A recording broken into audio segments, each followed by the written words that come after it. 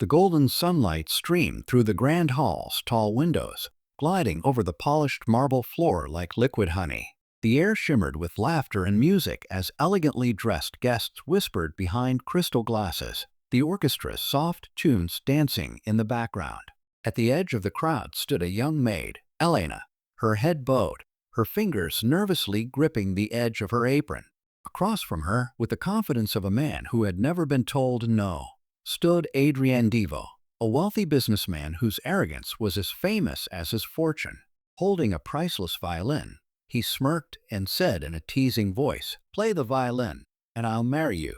The guests erupted in laughter, expecting a joke, a little humiliation to spice up the evening. But what happened next would silence that laughter forever. Before we continue, if you believe that kindness, humility, and second chances can change lives, please like this video, share it with others, and subscribe to HOA Chronicles for more true stories that touch the soul. Elena was only 20, but her eyes carried the weight of 1,000 heartbreaks. Her mother had died when she was little, and her father, a humble violin maker, had raised her with love and music.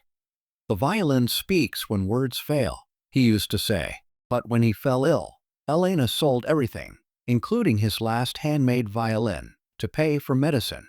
It wasn't enough. With nothing left, she came to the city and found work as a maid in Adrian's mansion, a world of wealth where she was invisible. That night, fate decided to play its own melody. A drunken guest pointed toward her and sneered, "Let the maid entertain us." The room laughed again. Adrian, amused, handed her one of his rare violins. "Go ahead," he said, smirking.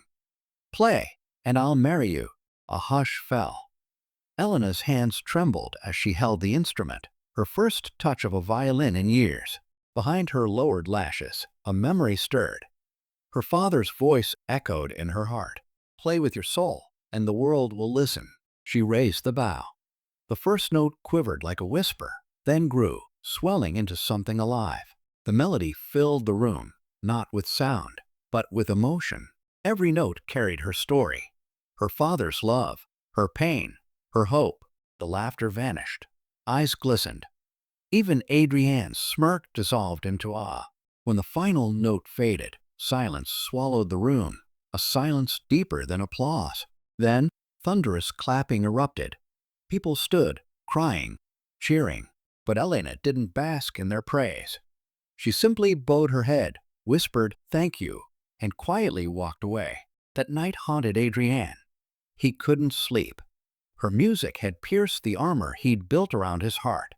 Days turned into weeks as he searched for her everywhere, until one rainy afternoon, he heard a familiar tune coming from a small countryside chapel. Inside sat Elena, alone, playing a violin that looked heartbreakingly familiar. "I came to return it," she said softly. "I shouldn't have taken it."